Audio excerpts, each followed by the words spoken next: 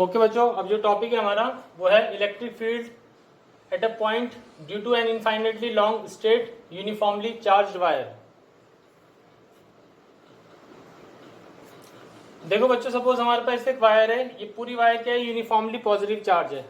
अब इस वायर की लेंथ हमें नहीं पता कि इस वायर की कितनी लेंथ है, ये हमें नहीं पता, हमने इसको इनफाइनाइट लेंथ की मान रखा है। तो बेटा जैसे सपोज ये कोई वायर है, इस वायर में क्या है, इस तरह से क्या है, इस पूरी वायर पर charge suppose positively charge distributed है। तो बेटा क्या होगा, इसमें इलेक्ट्रिक फील्ड की डायरेक्शन आप इस तरह से दिखाओगे, दोनों तरफ, ऐसे ऊपर भी होगी और इसी तरीके से क्या होगी, नीचे भी होगी। बेटा 2 डायमेंशन में तो हम इसी तरीके से दिखा पाएंगे, ठीक है ना, ऊपर की तरफ भी दिखाएंगे और नीचे की तरफ दिखाएंगे। और इसकी डायरेक्शन क्या होगी, जो वायर की लेंथ है उसके परपेंडिकुलर होगी, ये वायर की लेंथ है और इसके परपेंडिकुलर क्या होगी, डायरेक्शन होगी, ठीक है ना। पर बेटा प्रैक्टिकली क्या होगा, जैसे मान लीजिए ये पेन है, ये पेन क्या है, वायर की तरह है, पेन सपोज पूरा पॉजिटिवली चार्ज है, तो इससे हर तरफ इलेक्ट्रिक फील्ड लाइन निकलेंगी, ठीक है, हर तरफ क्या निकलेंगी, इससे electric field lines radially outward निकलेंगी। लेकिन 2 डायमेंशन में तो हम कैसे दिखा पाएंगे डायग्राम को, 2 डायमेंशन में हम ऐसे दिखा पाएंगे कि जैसे वायर है, ठीक है बेटा, तो इससे इलेक्ट्रिक फील्ड लाइंस इस तरह से ऊपर की तरफ भी जा रही हैं और इस तरह से क्या होगा, नीचे की तरफ भी जाएंगी, ठीक है। क्लियर होगी बात बेटा इतनी। फिर हम इसमें मानेंगे सबसे पहली चीज कि let lambda be the uniform linear charge density. Lambda हम मान लेंगे uniform linear charge density means charge per unit length. Lambda का मतलब क्या होगा, लैम्डा इक्वल टू होगा चार्ज पर यूनिट लेंथ, ठीक है बच्चों। अब देखिए सपोज क्या है, मान लीजिए इस वायर से ये एक पॉइंट P है, ये P पॉइंट है, ये P पॉइंट सपोज वायर से R डिस्टेंस पे है, ये जो P पॉइंट है इस तरह से दिखा देंगे, ये P पॉइंट यहाँ पे है, सपोज इस P पॉइंट का डिस्टेंस R है वायर से, ठीक है। अब बेटा हम क्या करेंगे, इस P पॉइंट के अराउंड एक मैं सिलेंडर कंसीडर करूंगा, क्या करूंगा, P पॉइंट के अराउंड एक मैं सिलेंडर कंसीडर करूंगा, जिस सिलेंडर की लेंथ क्या होगी, इस सिलेंडर की लेंथ हो जाएगी बेटा L और इसका रेडियस कितना हो जाएगा, R के बराबर हो जाएगा। The length of the cylinder will be L and the radius of the cylinder is R, ठीक है। और ये जो सिलेंडर मैंने कंसीडर करा है बेटा, ये जो सिलेंडर मैंने कंसीडर करा है इसको बोलते हैं हम गॉसियन सरफेस। मैंने आपको गॉसियन सरफेस की भी डेफिनेशन दिखाई थी बेटा, शायद आपको। गॉसियन सरफेस का मतलब मैंने बताया था, the surface chosen to calculate the surface integral. जिस सरफेस को हम सरफेस इंटीग्रेशन कैलकुलेट करने के लिए यूज करते हैं उसको बोलते हैं हम गॉसियन सरफेस। तो हमने यहाँ पे गॉसियन सरफेस कंसीडर करा P पॉइंट के अबाउट, जो कि एक सिलेंडर की फॉर्म में कंसीडर करा, जिसकी लेंथ है हमारे पास L और जिसका रेडियस है हमारे पास R, ठीक है बच्चों। तो बेटा मैंने लिख रखा है lambda is the charge per unit length, unit length पे है चार्ज लैम्डा, तो therefore charge on length L is given by, देखिए यूनिट लेंथ का चार्ज है लैम्डा, तो L लेंथ का चार्ज कितना हो जाएगा, उसको मैं Q मान लूंगा, तो Q हो जाएगा लैम्डा इंटू L, ठीक है ना। जो चार्ज एनक्लोज करेगा ये सिलेंडर को कितना हो जाएगा, लैम्डा इंटू L, क्योंकि लैम्डा है चार्ज पर यूनिट लेंथ, तो L लेंथ पे चार्ज निकालने के लिए मुझे क्या करना पड़ेगा, L को मल्टीप्लाई करना पड़ेगा लैम्डा से, ठीक है ना। तो लैम्डा L इक्वल टू हो जाएगा Q, और Q का मतलब हो जाएगा this is the charge which is enclose by this cylinder, okay. फिर उसके बाद बेटा मैं क्या करूंगा, ये हमारे पास पॉइंट P था, इस पॉइंट पे मैं क्या करूंगा, एक छोटा सा एरिया एलिमेंट कंसीडर करूंगा, क्या करूंगा, एक एरिया एलिमेंट कंसीडर करूंगा। दूसरी इंपॉर्टेंट बात, इस पॉजिटिवली चार्ज वायर के कारण इस पॉइंट पे जो इलेक्ट्रिक फील्ड की डायरेक्शन होगी, मैंने बताया आपको उस तरह से क्या होगी, ऊपर की तरफ होगी, ठीक है ना। ये इलेक्ट्रिक फील्ड की डायरेक्शन इस तरफ होगी, ये इलेक्ट्रिक फील्ड की डायरेक्शन। उसी तरीके से मैंने यहाँ पे एक छोटा सा एरिया एलिमेंट कंसीडर करा है, उस एरिया एलिमेंट की डायरेक्शन भी क्या होगी, इस तरह से ऊपर की तरफ होगी, आउटवर्ड होगी, ठीक है ना। तो अगेन फिगर से पता चल रहा है कि जो हमारा E है और जो DS है उसकी डायरेक्शन कैसी है, सेम डायरेक्शन है, ठीक है ना।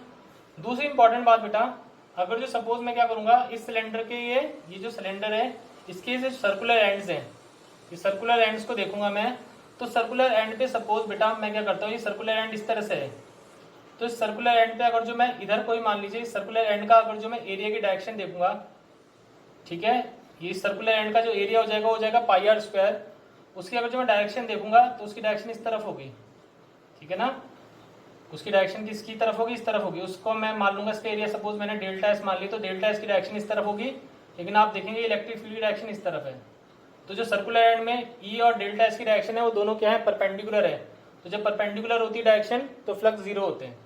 इसी तरीके से तो ये सर्कुलर एंड है, सर्कुलर एंड में फ्लक्स जीरो होंगे। इसी तरीके से जो दूसरा सर्कुलर एंड है यहाँ पे भी फ्लक्स जीरो होंगे, क्योंकि यहाँ पे जो एरिया वेक्टर बनेगा उसकी डायरेक्शन इस तरफ बनेगी और फील्ड की डायरेक्शन ऊपर है।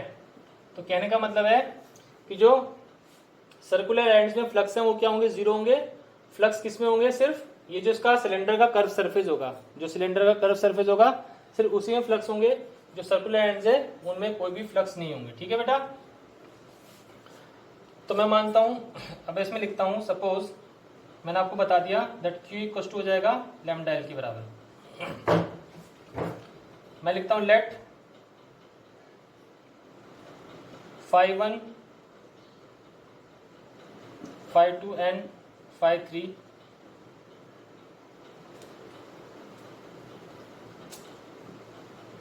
let φ1 be the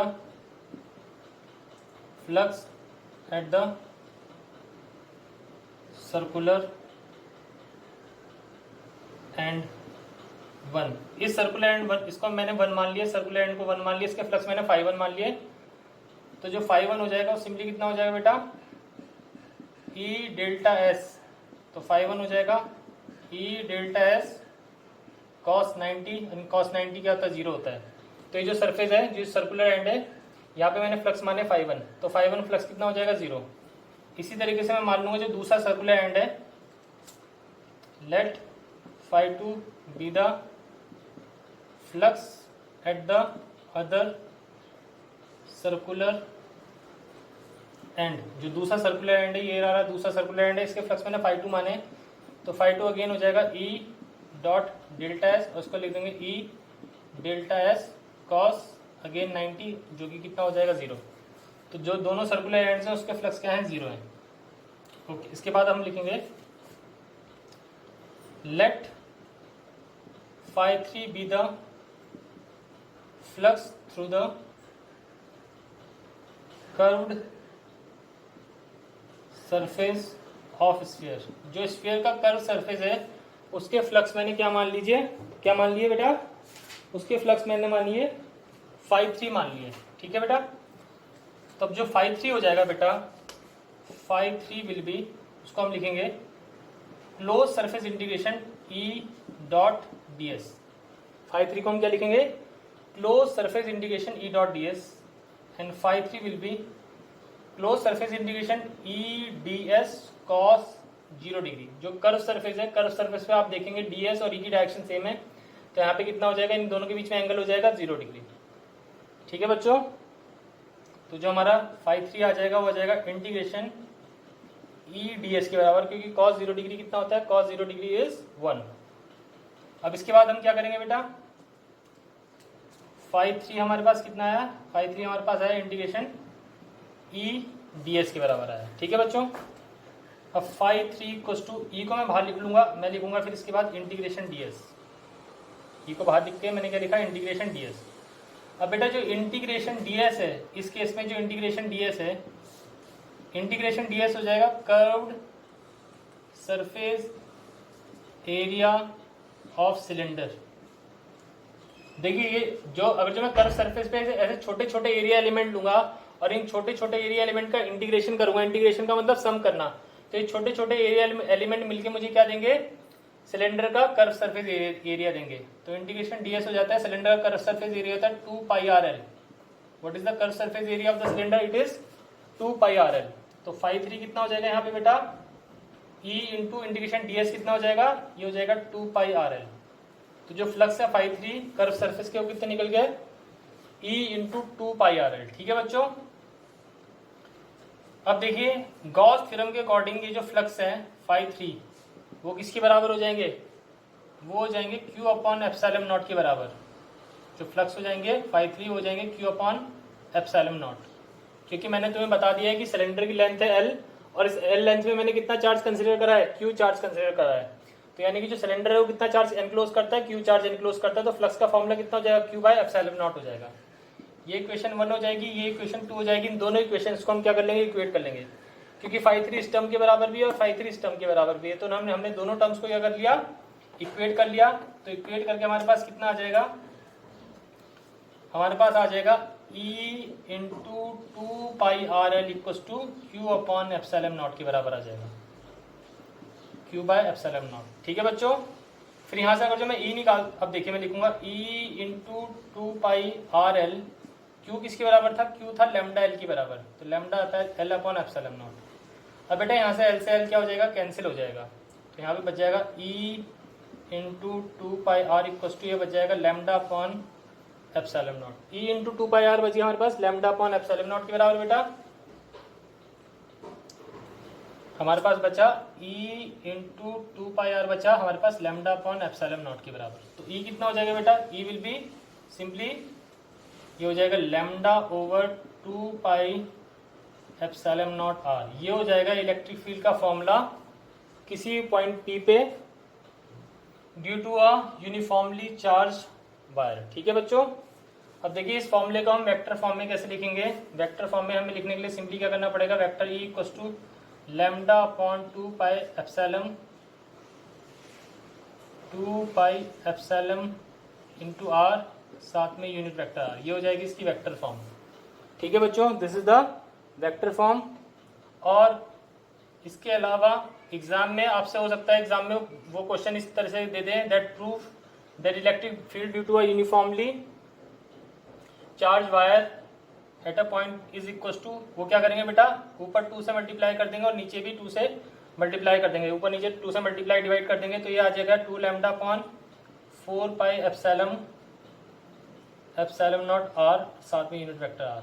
तो आपको सिंपली कुछ नहीं करना पड़ेगा, आपको इलेक्ट्रिक फील्ड इतनी ही निकालनी पड़ेगी, फिर उसको सिंपली वेक्टर फॉर्म में एक्सप्रेस करने के लिए ऊपर 2 से मल्टीप्लाई डिवाइड कर देना, 2 से मल्टीप्लाई कर दोगे तो 2 लैम्डा आ जाएगा, नीचे 2 से मल्टीप्लाई करोगे तो 2 2 जा 4 एप्सिलॉन नॉट R। तो आप इस तरह से भी इसको इस फॉर्म में भी आपसे मीन्स क्वेश्चन पूछ सकते हैं एग्जाम में। Okay student.